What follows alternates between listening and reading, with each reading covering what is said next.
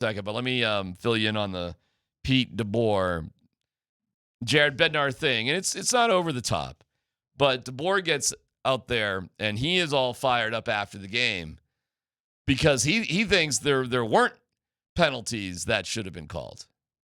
Meanwhile, like Jamie Benn's flopping like a fish if you just blow on him, but okay, fine. But he got all kind of to the degree, and I give my guy Arif Dean props on this because I was thinking the same thing. This is the pass the microphone around thing, Tyler. You can't just blurt out questions, or I would have just been blurting. But the guy was making these complaints about the refs, and I'm like, what are you talking about? And then the question came around from Sean Keeler to Jared Bednar, as you'll hear here in a second, about, hey, it's us against the world, the Dallas Star, woe is me. So here's a little bit. Now, you got to understand that DeBoer was complaining about this stuff over the course, throughout like his 4 or 5 minute press conference, and then Jared was a little bit later. Go ahead, Dan. Now we've got a great opportunity, home for Game 7. We've been in this situation before. No one gave us a chance to win this series, and here we are, and with one game at home to advance. So that's a great situation to be in. They've continued to battle. I mean, that game's 2-0 tonight. Would have been easy just to mail it in and get ready for Game 7, and they refused to do that. That's why I'm so disappointed by the bounces and some of the calls. Shouldn't happen this time of year. Which calls is it exactly that? I'm not getting into that. Why watch the game tape? Pete's come in here and he's talked about it's us against the world. Nobody picked us. That kind of narrative. How do you fight?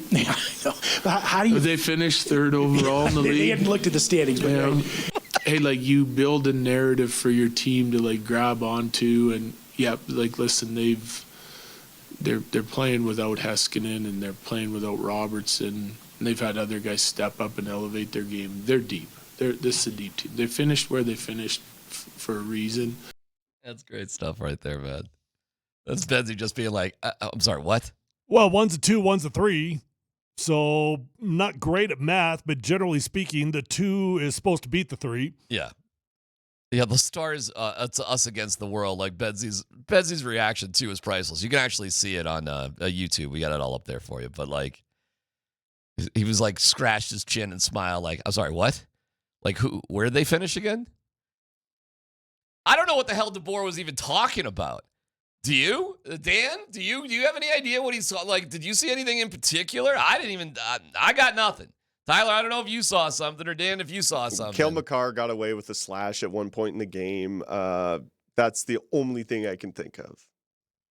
And the Stars got away with the slash on Makar too, right after. Well, look, I mean, as fans, we're mad after the last game. This goes both ways. When you lose a hockey game, generally speaking, you want an excuse. You want a reason.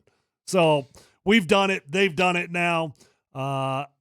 Every team in the playoffs wants to be the underdog.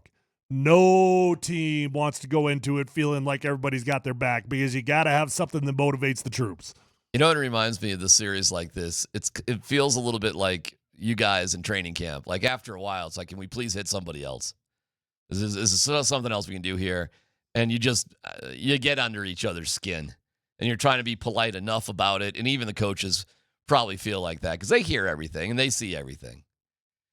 Benzie, by the way, was kind of, I don't know if you can find this. It was later on the presser, Dan, but he was kind of calling us out, the media and some of the fans, kind of. In as much as that people get too emotional after every playoff game one way or the other. Every win is we're unbeatable. Every loss is we suck and we're never going to win again. You just ride that roller coaster. And I'm guilty of it. We're all probably pretty guilty of it because you're invested. You're emotionally invested in the game itself. But just because you play great one day doesn't mean a hill of beans the next day. Well, that's why you don't think about history, man. And that's why I've never been in a best of 7. And I do think that would be a radically different experience. Keeping the faith, keeping the motivation when you've lost a game. Maybe you lost 2 in a row like the Clippers did, and they come back and they beat the Nuggets. Now all of a sudden the Nuggets fans are like, uh-oh, this happened against Minnesota.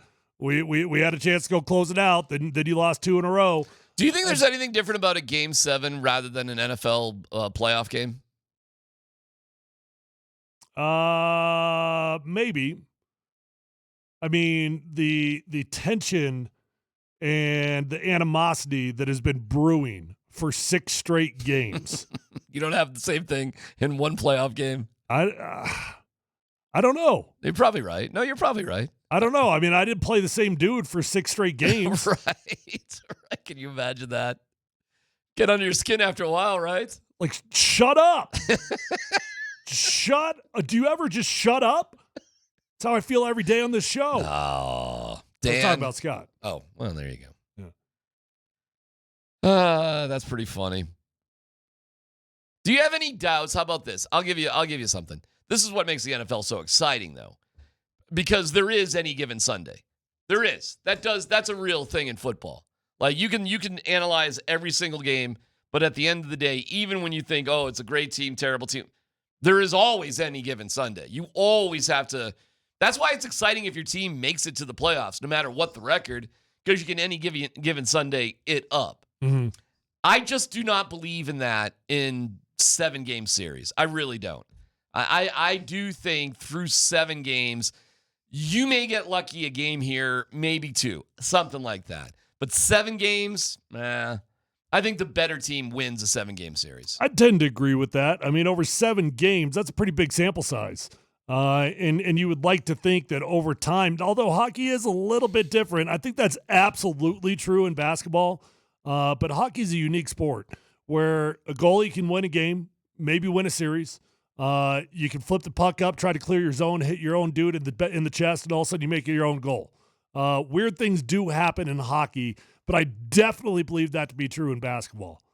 The crazy part, and this is what was disappointing, obviously, about the Nuggets.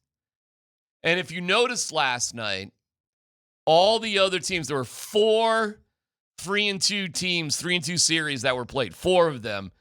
And the only one where the team had won 2 games, not 3, that won was the Avs. The other 3 games went with the team that had the 3-2 lead. Because that's where you just have a team down and you just take care of business. And what the Nuggets did, unfortunately, is they opened the door, Tyler, for quirkiness to happen in the 7th game. Yep. But I'll give you this.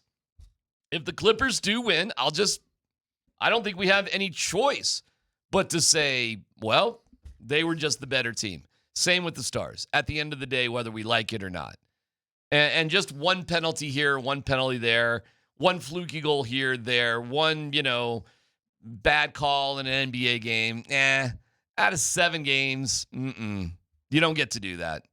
That doesn't mean the game can't end quirky or there can't be something weird that happens during the game. I mean, that could happen. But you put yourself in a position, Nuggets, unfortunately, where you leave yourself open for that. Oh, absolutely. And listen, I am an offensive lineman, and the glass is never half full for me. I mean, we live in a dark, dark world as offensive linemen, and we are constantly looking for the worst case scenarios. So I'd have to be, if I'm being fully honest, being transparent here, I'm thinking about Minnesota. I'm thinking about a Nuggets team that had an opportunity to close it out. They did not, and all of a sudden they lost 2 straight games. Ruh-roh. I'm thinking about an Avalanche team that I would have to go back and see the stats here. And Dan, maybe you could help me out here. But at the top of my mind, I do not feel like this Avalanche team has done particularly well in Game 7s. So, okay. No, you're right about that. I got the numbers on. Do you? Yeah, I do. I took a little picture of that. Well, first of all, Pete DeBoer is 7-0. But before you even answer that, that's me as a fan. Okay. That's me as a glass is half full, half empty type of dude.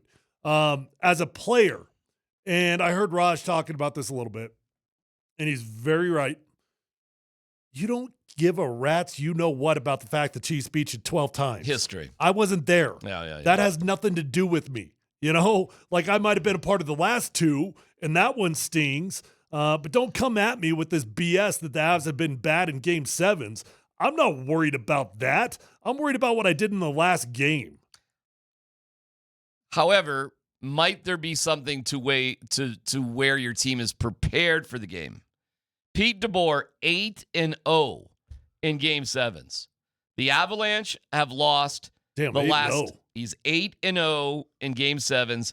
The Avs have lost the past 6 times they have been in a 7th game.